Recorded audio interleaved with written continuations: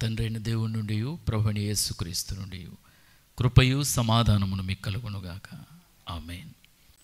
మన ప్రభువును రక్షకుడైన యేసుక్రీస్తు వారి శ్రేష్టమైన నామంలో ఈ లెంటులోని 6వ దినము కొరకై ఏర్పాటు చేయబడినటువంటి వాక్య భాగాలను చదువుకున్నాం. లేవీకాండము 18వ అధ్యాయం 23 నుండి 30 వచనములు, యోహాను సువార్త 8వ అధ్యాయము 1 నుండి 11 వచనాలను మనము చదవగా విని ఉన్నాం. ఈ దినము మనకి ఇవ్వబడినటువంటి వాక్యాంశము ఆశ్రయదుర్గము, రిఫ్యూజీ అనేటువంటి మాట మనకు ఇవ్వబడి ఉన్నది. సహజంగా ఈ యొక్క శ్రమల ధ్యాన కూడికల్లో మనం ముందుగా చెప్పుకున్నట్టుగానే యేసు ప్రభు వారి యొక్క శిలువ త్యాగానికి ముందు జరిగినటువంటి ఒక వారం రోజుల్లో జరిగినటువంటి సంఘటనలను మనము ధ్యానించడం పరిపాటి. ఆ సంఘటనలో భాగంగా ఈ దినం మనం చదువుకున్నటువంటి వాక్య భాగము చాలా కీలకమైనది. ఇక్కడ మనం గమనించినప్పుడు యేసు ప్రభు వారి దగ్గరకు పరిసయ్యులు, శాస్త్రులు వ్యభిచారమందు పట్టబడినటువంటి ఒక స్త్రీని తీసుకుని వచ్చారంట. అక్కడ మనం చాలా జాగ్రత్తగా ఈ మాటలను గమనిస్తూ ఉంటే వారు అంటారు, బోధకుడా, ఈ స్త్రీ వ్యభిచారము చేయుచుండగా పట్టబడెను, అట్టి వారిని రాళ్ళు రువ్వి చంపవలనని ధర్మశాస్త్రములో మోషే మనకు ఆజ్ఞాపించను కదా, అయినను నీవేమి చెప్పుచున్నావని ఆయనను అడిగిరి. అయితే ఆయన మీద నేరము మోపవలనని ఆయనను శోధించుచు ఇలాగూ అడిగిరి.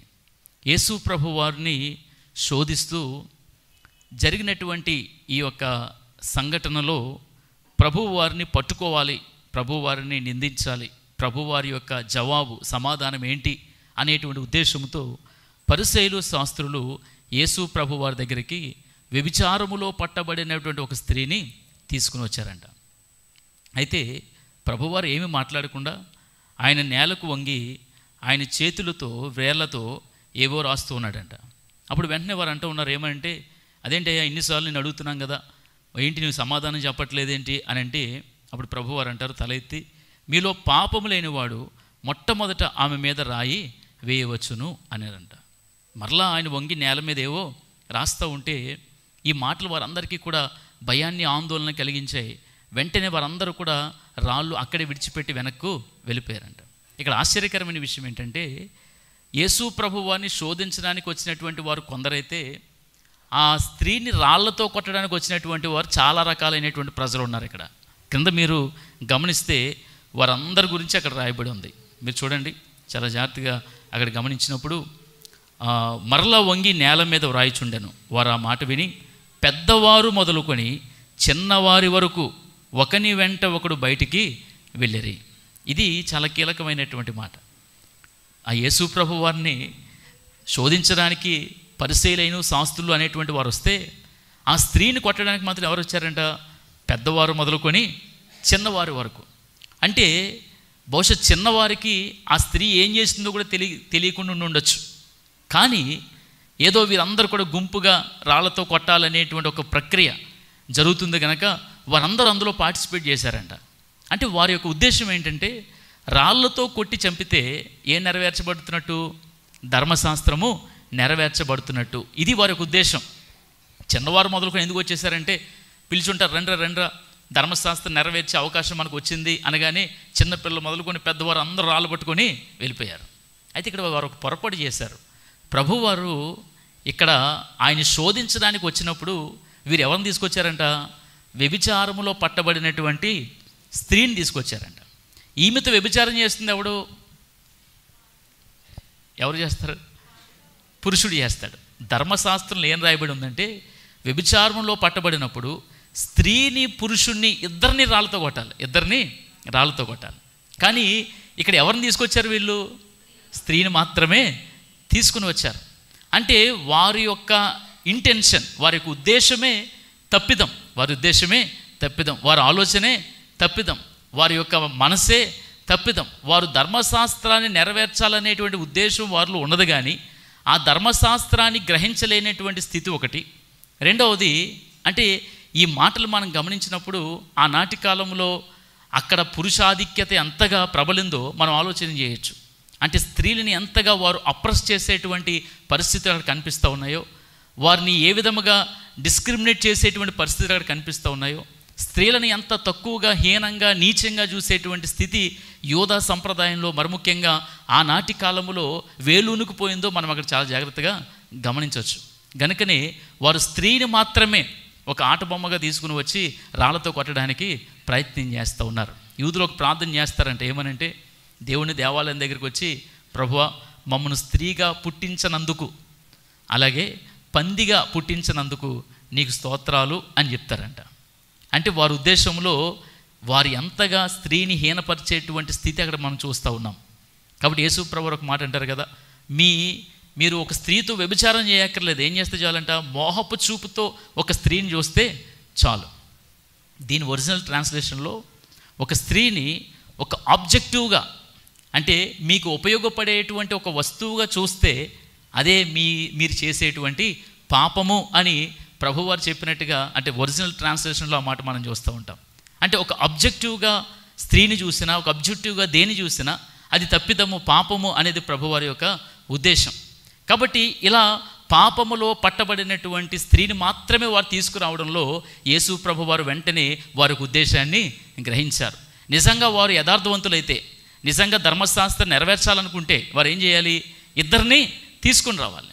కానీ స్త్రీని మాత్రమే తీసుకుని వచ్చారు. అందుకే ఇక్కడ యోహాను భక్తుడు రాస్తూ ఉన్నాడు ఏమనంటే, ఎందుకు స్త్రీని మాత్రమే తీసుకుని వచ్చారంట, ప్రభువారిని శోధించాలని, ప్రభువారిలో తప్పు పట్టాలని. ఎందుకంటే అప్పటికే వారిలో ఉన్నటువంటి ఆలోచన ఏంటంటే, యేసు ప్రభువారు మోషే యొక్క ధర్మశాస్త్రం అంతటిని కూడా ఆయన మరలా రీఇంటర్ప్రెట్ చేస్తూ ఉన్నాడు, మరలా దాన్ని తప్పుగా దాన్ని ప్రొజెక్ట్ చేస్తూ ఉన్నాడు, తప్పుగా దాన్ని ఆయన వర్ణిస్తూ ఉన్నాడు, చెప్తూ ఉన్నాడు అనేటువంటి నానుడి యూదులలో, మరి ముఖ్యంగా పరిసయ్యుల్లో, శాస్త్రులలో ఉన్నది. ఎందుకనంటే యేసు ప్రభువారు కొండ మీద చేసినటువంటి ప్రసంగమే దీనికి ఒక చక్కటి నిదర్శనం. కాబట్టి వారు అనుకున్నారు ఏంటనంటే, యేసు ప్రభువారు మోషే ధర్మశాస్త్రం నెరవేర్చట్లేదు, కానీ మోషే ధర్మశాస్త్రాన్ని మిస్ఇంటర్ప్రెట్ చేస్తూ ఉన్నాడు, మోషే ధర్మశాస్త్రాన్ని తప్పుగా బోధిస్తూ ఉన్నాడు అనేటువంటి ఉద్దేశం వారిలో ఉన్నది. కనుక వెంటనే ఏదో యేసయ్యకి ధర్మశాస్త్రం తెలియదు అన్నట్టుగా ఎవరిని తీసుకుని వచ్చారంట, స్త్రీని మాత్రమే తీసుకుని వచ్చారు. నేటి సమాజంలో కూడా చూడండి, చాలా సందర్భాల్లో ఎవరి వైపు అయితే బలం ఉంటుందో, ఎవరి వైపు అయితే ధనబలం ఉంటుందో, ఎవరి వైపు అయితే పలుకుబడి ఉంటుందో, ఎవరి వైపు అయితే ప్రజలు ఉంటారో, ఎవరికైతే ఇన్ఫ్లుయెన్స్ ఉంటుందో వాళ్ళు మాత్రమే చట్టం దగ్గర రక్షింపబడతారు.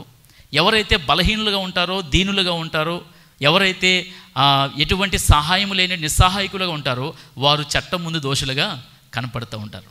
మనం చాలా స్పష్టంగా వార్తల్లో, మీడియాస్లో మనం ఇవన్నీ కూడా న్యూస్లో చూస్తూ ఉంటాం. ఏంటంటే బలమైనటువంటి వారు, ధనికులైనటువంటి వారు, పలుకుబడి ఉన్నటువంటి వారు ఇంత తప్పు చేసినా, ఏ పాపం చేసినా, ఎలాంటి అతిక్రమాలు చేసినా వారు ఏం చేయబడుతుంటారు, రక్షింపబడుతుంటారు. ఎవరైతే నిస్సహాయకులుగా ఉంటారో వారు మాత్రమే సమాజం ముందు దోషులుగా నిలవబెడుతూ ఉంటుంది ఈ సమాజం. ఇది ఇప్పుడే కాదు, యేసు ప్రభు వారి కాలం నుండి ఏకంగా దేవుని యొక్క ధర్మశాస్త్రమే సాక్షాత్తు మోషే ద్వారా అందించబడినటువంటి ప్రజలలోనే ఇలాంటి వ్యత్యాసాన్ని, డిస్క్రిమినేషన్ని మనము చూస్తూ ఉన్నాం. కాబట్టి ప్రభువారు ఎప్పుడు చెప్తుంటాను, యేసు ప్రభువారు ఈ లోకంలోకి వచ్చింది కేవలము మన యొక్క ఆత్మలను, మన యొక్క మనసులను, మన హృదయాలను మార్చడమే కాదు, కానీ సామాజికమైనటువంటి ఒక విప్లవాన్ని, సామాజికంగా కలిగించేటువంటి ఒక రిఫార్మేషన్స్ని ఆయన తీసుకురావాలని ప్రయత్నం చేశాడు. అందులో భాగంగా ఇక్కడ పాపములో, వ్యభిచారములో పట్టబడినటువంటి స్త్రీ రక్షింపబడినటువంటి సంఘటన మనకు ఒక చక్కటి ఉదాహరణ. అప్పుడు యేసు ప్రభువారు అంటారు, అదేంటమ్మా ఎవరూ లేరా నిన్ను రాళ్ళతో కొట్టడానికి? అందరూ రాళ్ళు విడిచిపెట్టి వెళ్ళిపోయారంట. అందుకే కదా మన వేమన్ అంటాడు, తప్పులు ఎన్నువారు తమ తప్పులు ఎరగరు. తప్పులు ఎన్నేవారు తమ తప్పులు ఎరగరంట. ప్రక్కవాడి తప్పులే చూడడానికి ప్రయత్నం చేస్తూ ఉంటారు, ప్రక్కవాడి మీద నింద వేయడానికి ప్రయత్నం చేస్తూ ఉంటారు, ప్రక్కవాడిలో ఏ దోషం కనిపిస్తుందో అని వెతకి తీయడానికి ప్రయత్నం చేస్తూ ఉంటారు. మనకు బయట కనబడేటువంటి దోషాలు మనకు కనబడవు, మన ఎదుటివారికి కనబడతాయేమో, కానీ ఎదుటివారిలో ఉన్న దోషాన్ని వెతకడానికి మనం ప్రయత్నం చేస్తూ ఉంటాం. కాబట్టి ఇక్కడ యేసు ప్రభువారు చూపిస్తున్నటువంటి సంఘటనలో ఆ వ్యభిచారం ముందు పట్టబడినటువంటి స్త్రీ కంటే బహుపాపులు ఎవరు, రాళ్లతో కొట్టి చంపడానికి వచ్చినటువంటి వారు. కాబట్టి మీలో పాపము లేనివాడు మొదట రాయి వేయండి. అంటే మీరు చూడండి, చిన్నవారి నుండి పెద్దవారి వరకు వెళ్ళిపోయారంట. అంటే చిన్నవారిలో కూడా ఉన్న స్పృహ ఏంటంటే మేము నీతిమంతులము కాము. కాబట్టి యేసు ప్రభువారు అప్పుడు ఆయన వంతు వచ్చింది. ఇప్పుడు యేసు ప్రభు ఆయన పాపము లేనివాడు, ఆయన పాపం లేనివాడు.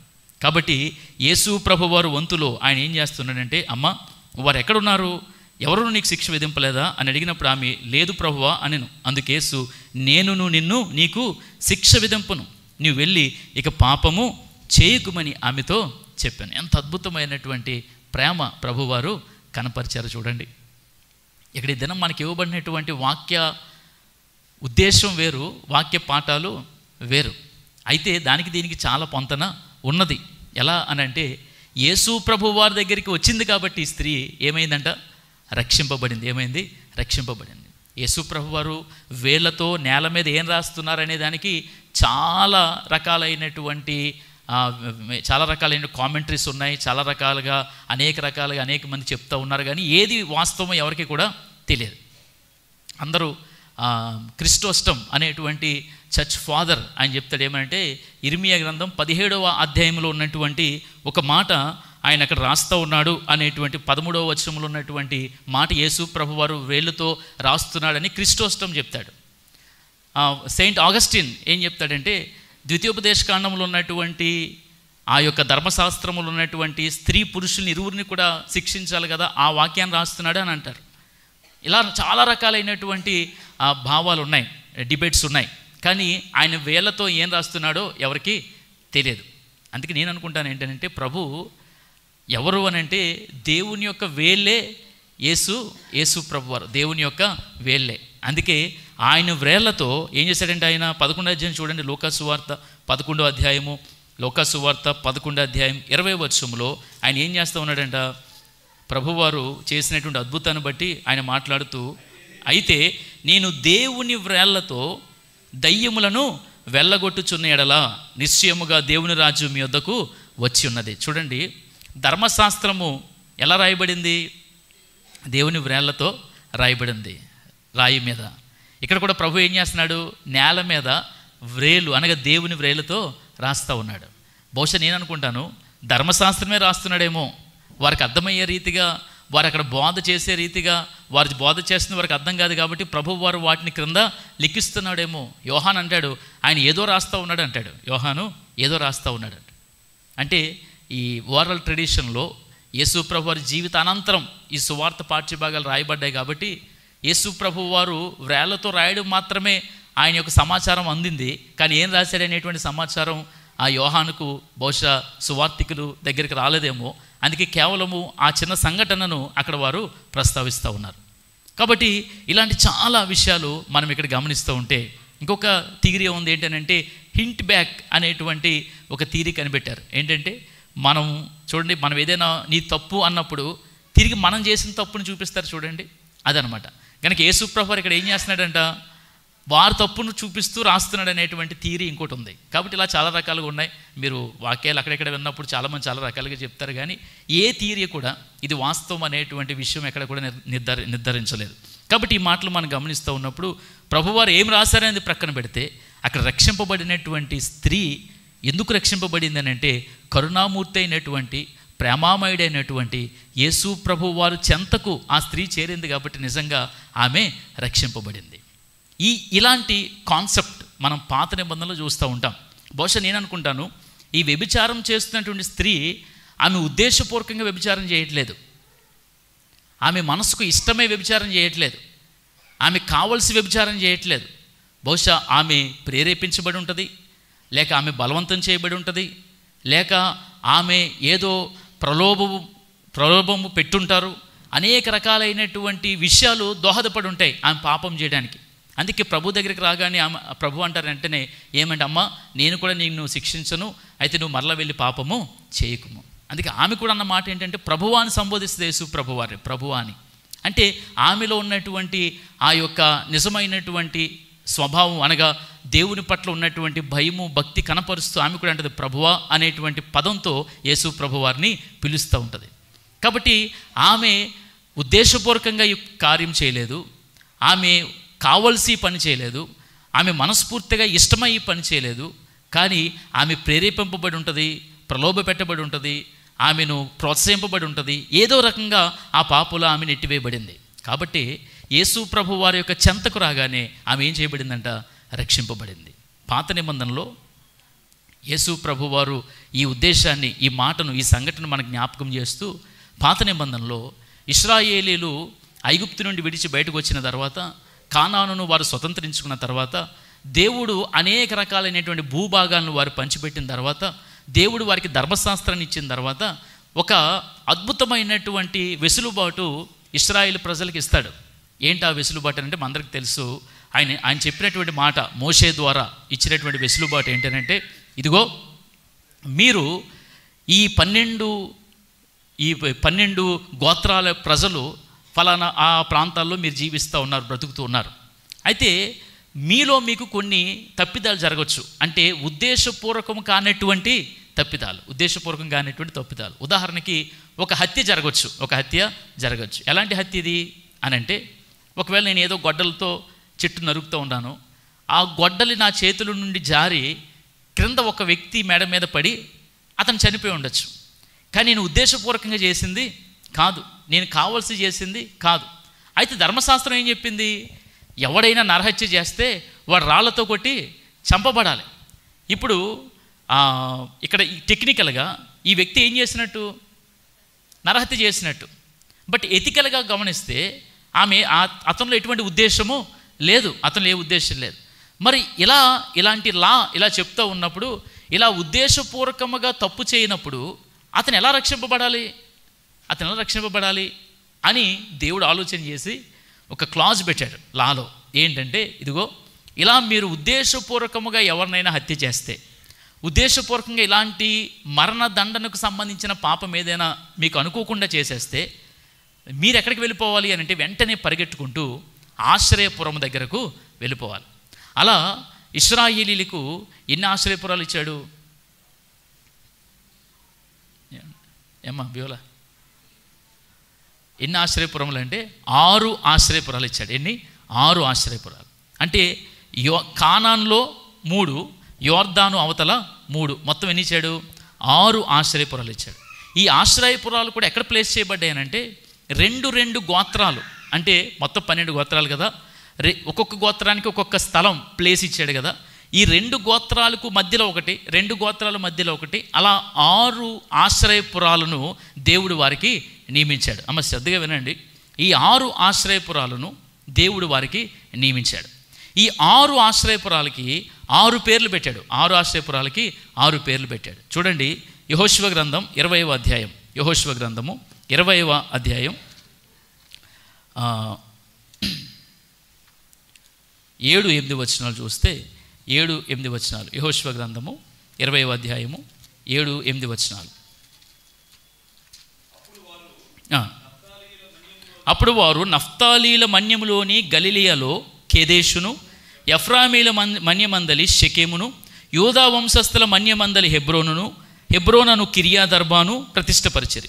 తూర్పు దిక్కున యోర్దాను అద్దరిని, యెరికోనొద్ద రూబీనీల గోత్రముల నుండి మైదానము మీదనున్న అరణ్యములోని బేసేరును, గాదీల గోత్రముల నుండి గిలాదులోని రామోతును, మనష్షీల గోత్రముల నుండి బాషానులోని గోలాను నియమించారు. ఏంటంట?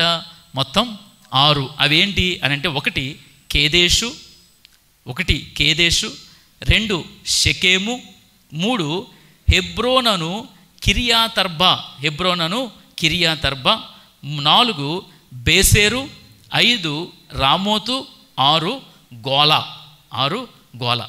ఈ 6 ఆశ్రయపురాలను ఎవరికి నియమించాడంటే దేవుడు? ఈ 12 గోత్రాల ఇశ్రాయేలీయులకు నియమించాడు. నియమించి, ఇదిగో మీలో ఎవరైనా సరే అనుకోకుండా తప్పు చేస్తే, అనుకోకుండా హత్య చేస్తే, అనుకోకుండా మరణదండనకు సంబంధించిన పని చేస్తే మీరేం చేయాలి తెలుసా?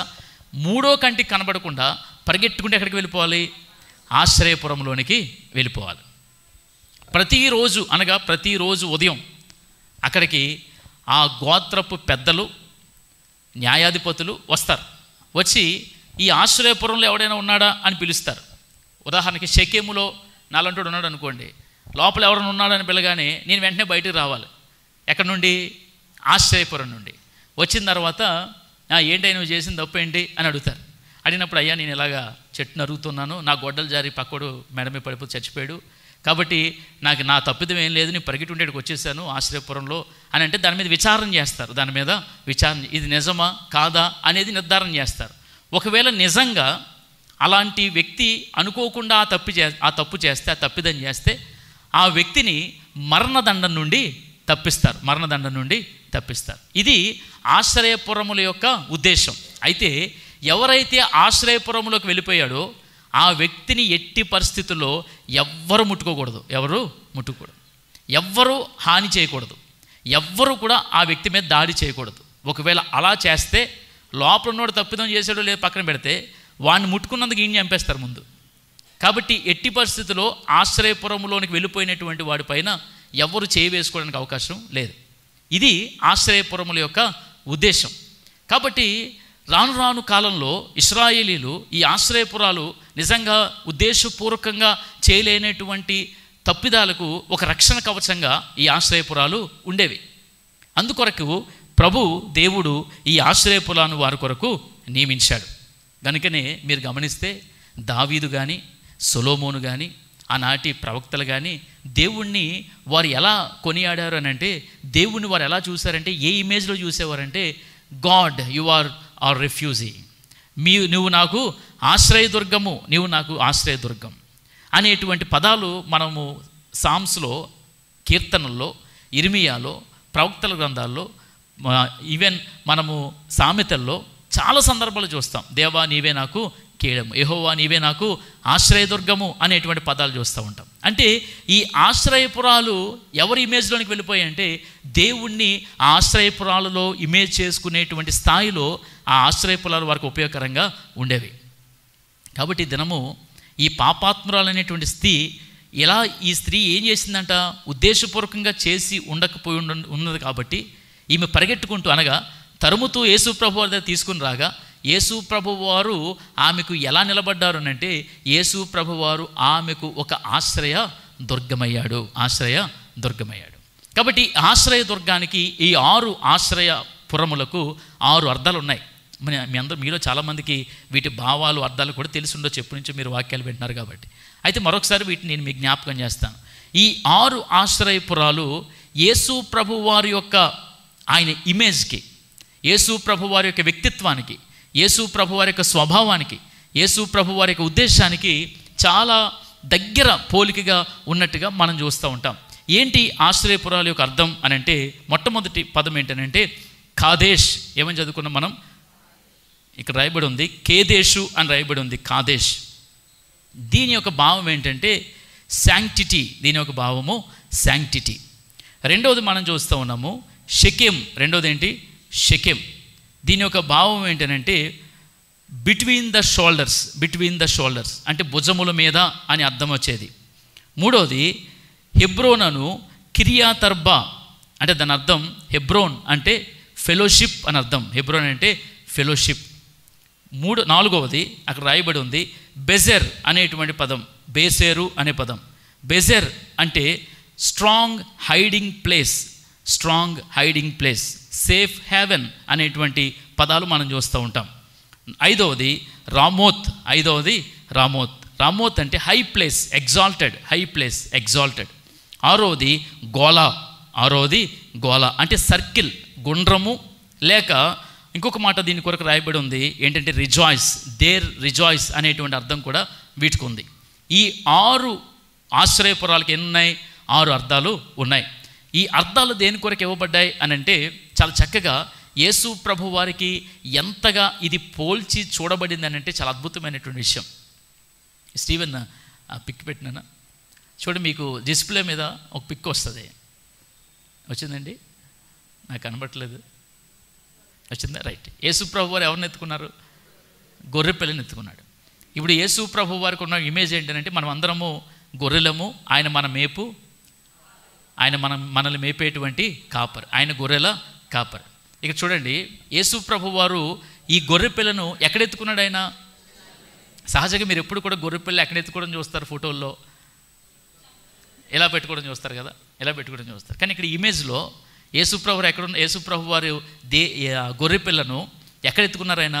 భుజంలో ఎత్తుకున్నారు. రైట్, ఆ పిక్ అలా ఉంచండి, చూడండి. కాదేష్ అని అంటే శాంక్టిటీ అని అర్థం, అంటే పరిశుద్ధత. కాదేష్ అంటే పరిశుద్ధత. ప్రభువారు అంటారు, ఒక సవాలు విసురుతాడు ఆయన జీవించినటువంటి కాలంలో, మీలో ఎవడైనా నాలో పాపం ఉన్నదని స్థాపించగలడా? చూడండి, ఆయన వేసినటువంటి ప్రశ్న అద్భుతం. ఆయన ఈ మాట అడిగింది శిష్యుల్ని కాదు, ఉదాహరణకి మీరు నన్ను అభిమానించేవారు ఉన్నారనుకోండి, మీ దగ్గరికి వచ్చి ఏమండి నేనేం తప్పు చేశానని మిమ్మల్ని అడిగి మీరేమంటారు? అబ్బాయి గారు మీరు దేవుడితో సమానం అండి అంటారు. వెనక్కి మీరు ఏమనుకున్నా నా ముఖం మీద అలా అంటారు. నేనంటే ఇష్టం లేని వాడి దగ్గరికి వచ్చి నాలో తప్పే ఉంది చెప్పబోయే అన్నాం అనుకోండి, ఆడు 100 తప్పులు చెప్తాడు. అవునా? ఇప్పుడు యేసు ప్రభు వారు ఎవరి దగ్గరికి వెళ్ళి సవాలు విసిరాడో తెలుసా?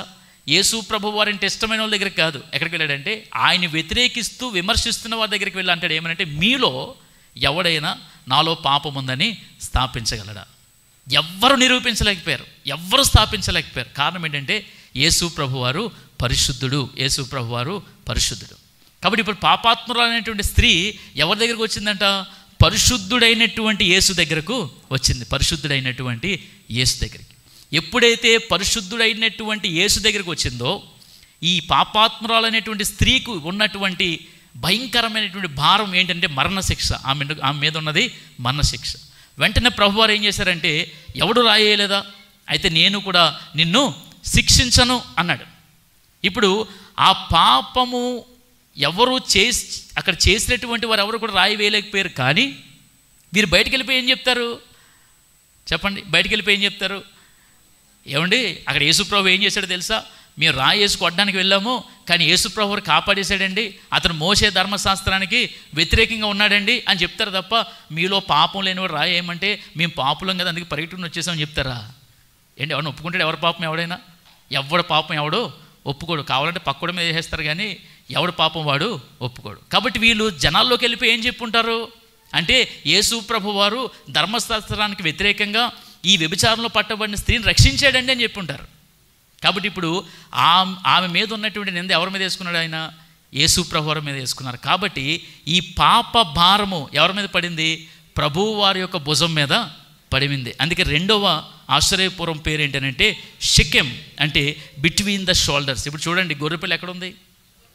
ఏమంటే గొర్రెపిల్ల భుజం మీద ఉంది.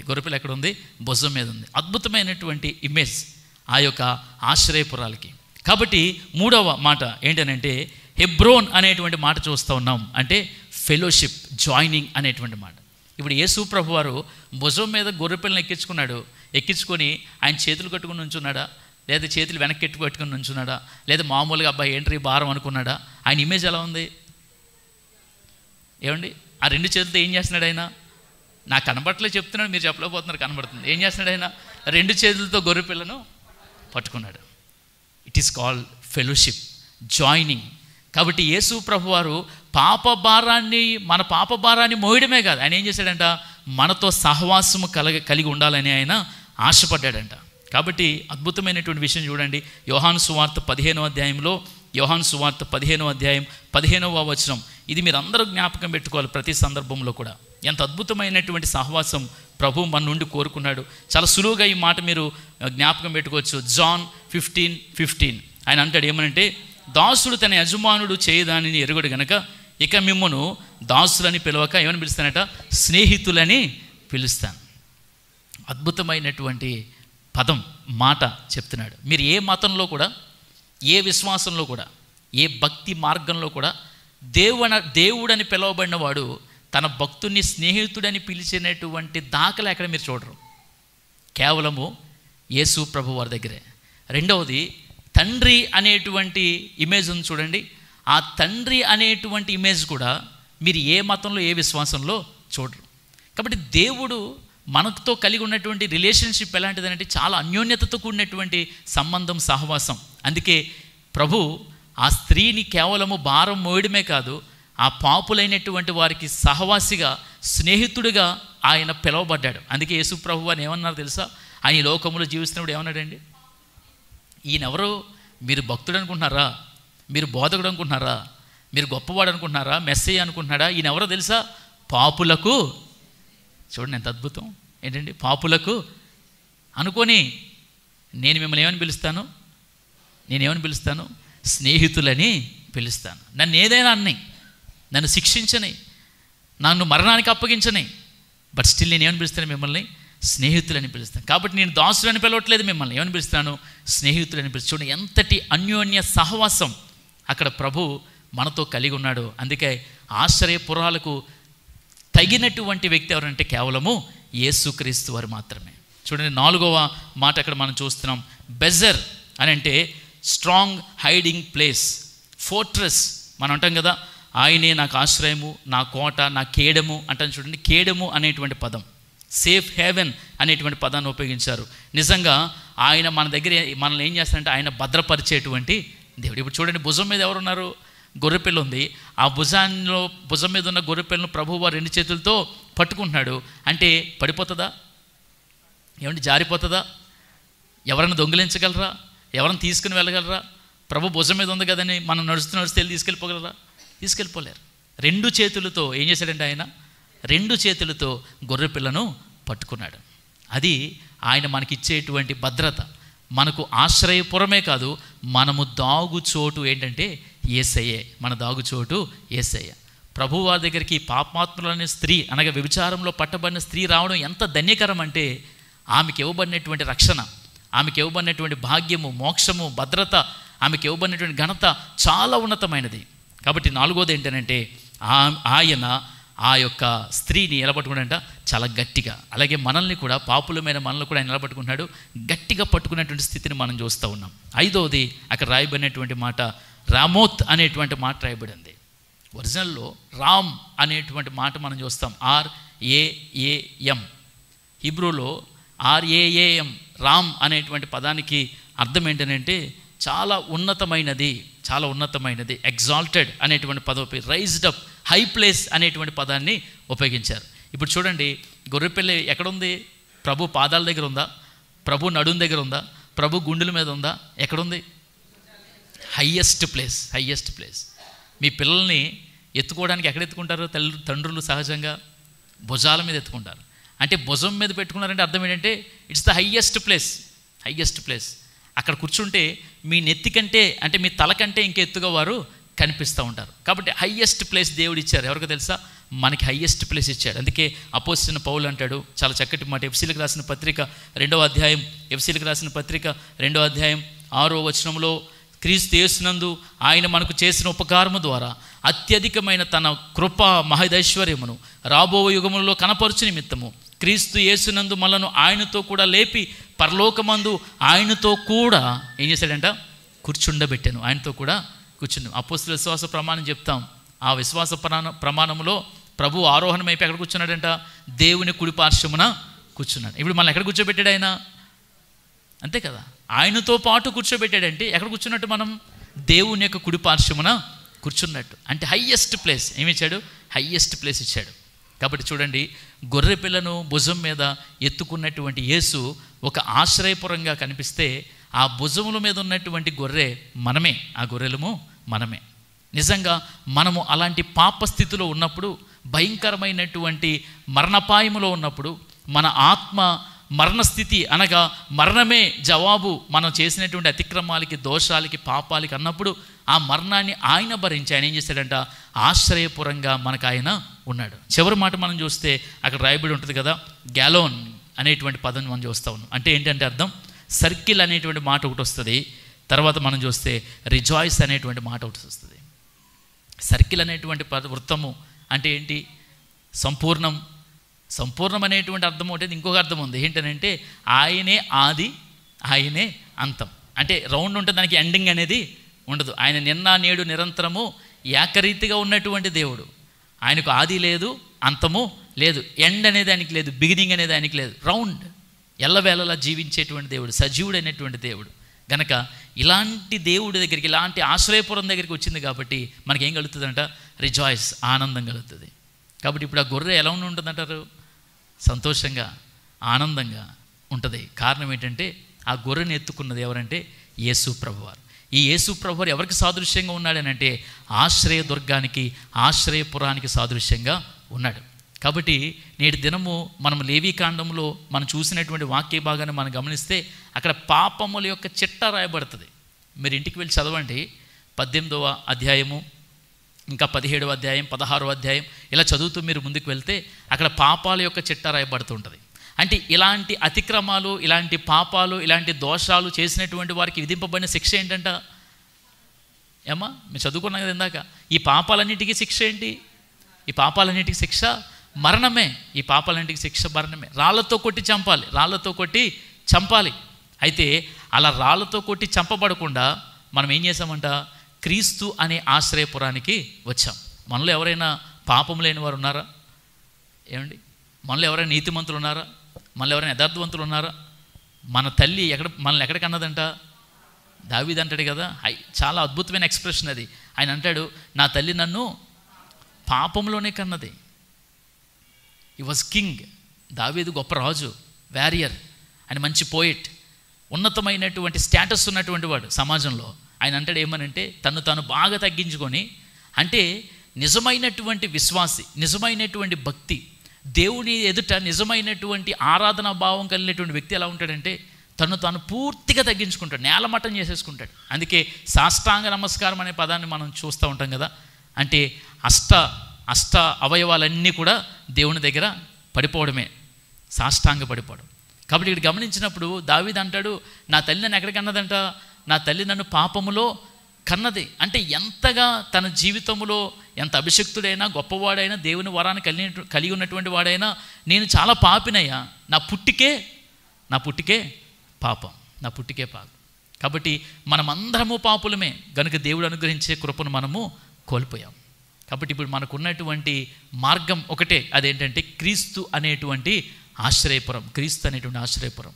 కాబట్టి మీలో మనశ్శాంతి లేకపోతే, సమాధానం లేకపోతే, అశాంతితో ఉంటే, అయోమయంతో ఉంటే, భయముతో ఉంటే, ఆందోళనతో ఉంటే, పాప భీతితో ఉంటే, ఈ లోకంలో ఉన్నటువంటి అనేక రకాలైనటువంటి భావాలు, అనేక రకాలైన ప్రతికూల పరిస్థితులు మనల్ని చుట్టుముడుతూ ఉంటే, మనం పరిగెట్టుకుంటూ వెళ్ళాల్సింది ఎక్కడికి తెలుసా? ఆశ్రయపురం దగ్గరికి వెళ్ళాలి. మనం పరిగెట్టుకుంటూ వెళ్ళాల్సింది క్రీస్తు అనేటువంటి ఆశ్రయ దుర్గములోనికి మనము వెళ్ళాలి. అలా వెళ్ళినప్పుడు మనం ఏం చేయబడతామంటే రక్షింపబడతాం. మనల్ని ఆయన చేతులతో ఎత్తుకొని ఆయన ఎక్కడ పెట్టుకుంటే భుజముల మీద. ఎందుకు పాట పాడుకున్నాం కదా, ఆశ్చర్యమైన ప్రేమ, అద్భుతమైన చివరి చరణం ఉంటుంది. ఆయన ఏం చేశాడంట? కౌగులించుకొని ముద్దాడి కన్నీటిని తుడిచాడంట. పరిగెత్తి, అది ఎన్నో చరణం అండి?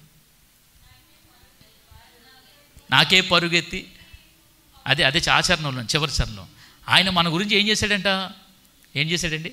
పరుగెత్తాడంట. ఆయన మన గురించి పరిగెత్తాడంట. ఆయన మన గురించి పరిగెత్తాడంట, కౌలించుకున్నాడంట. అంటే మనము మనకంటే తక్కువ వారిని, పాపులుగా ఎన్నిక చేయబడినటువంటి వారిని మన దగ్గరికి వెళ్ళడానికి కూడా ఇష్టపడం. కానీ ప్రభువు దగ్గరికి వెళ్ళడం కాదు, పరిగెట్టుకుంటూ వెళ్ళిపోయి ఆయన కౌలించేసుకొని ముద్దాడి మన కొరకు ప్రాణం పెట్టినటువంటి గొప్ప దయామూర్తి. కాబట్టి ఈ దినము ఆశ్రయ దుర్గము అనేటువంటి మాటను మనం చూస్తూ ఉన్నాం. కాబట్టి హీబ్రూలో కాషా అనేటువంటి పదాన్ని ఉపయోగించారు. CHA అనేటువంటి పదం, షకా అనేటువంటి పదం. దీని అర్థం ఏంటంటే టు ఫ్లీ ఫర్ ప్రొటెక్షన్. చక్కటి మాట. అంటే ప్రొటెక్షన్ కొరకు, భద్రత కొరకు పరిగెత్తుకుంటూ వెళ్ళేటువంటి స్థలం, భద్రత కొరకు పరిగెత్తుకుంటూ వెళ్ళేటువంటి స్థలం. మరి మనం కూడా మన ఆత్మ భద్రత కొరకు ఎవరి దగ్గర రావాలి? ఏమండి, క్రీస్తు దగ్గరకు రావాలి. మన ఆత్మ భద్రపరచబడాలి అంటే, మనం రక్షింపబడాలి అని అంటే, ఈ లోకంలో నువ్వు ఏ మార్గాన్ని ఎన్నుకున్నా నీకు భద్రత రాదేమో, కానీ నువ్వు పరిగెట్టుకుంటూ క్రీస్తు అనే ఆశ్రయపురం దగ్గరికి వస్తే, నువ్వు ఎలాంటి పాపివైనా సరే, ఎలాంటి స్థితిలో ఉన్నా సరే, ఆయన నిన్ను హక్కును చేర్చుకొని రక్షించేటువంటి గొప్ప దేవుడు ఈ ఆశ్రయపురమైనటువంటి క్రీస్తు. అట్టి కృప దేవుడు మనందరికీ అనుగ్రహించునుగాక. ఆమేన్. ప్రార్థన చేసుకుందాం. మహాపరిశుద్ధుడా, సర్వశక్తిమంతుడా, సర్వాధికారి, మమ్మల్ని అతి మిక్కిలిగా ప్రేమించిన పరమ తండ్రి, నిజమే ప్రభువా, యేసయ్య, మా కొరకు నువ్వు ఒక ఆశ్రయపురముగా తండ్రి మారి మమ్మల్ని రక్షించుటకు మాకే పరిగెత్తినాయన, మమ్మల్ని కౌగులించుకొని మా పాప భారాన్ని నీవు మోసి ప్రభువా మాకు రక్షణనిచ్చావు, భద్రతనిచ్చావు. అందుబట్టి మీకు స్తోత్రాలు. ఈ దినము నువ్వు ఆశ్రయపురం అని మేము విన్నాము గనక, మేము ఏ స్థితిలో ఉన్నా భయపడక, అదరక బెదరక ప్రభువా పరిగెట్టుకుంటూ ఆశ్రయపురమైన మీ చెంతకు చేరి రక్షింపబడుటకు మాకు సహాయము దయచేయమని మా ప్రభును రక్షకుడైన యేసుక్రీస్తు వారి పుణ్యనామములో ఈ ప్రార్థన వేడుకొనుచున్నాము తండ్రి. ఆమేన్.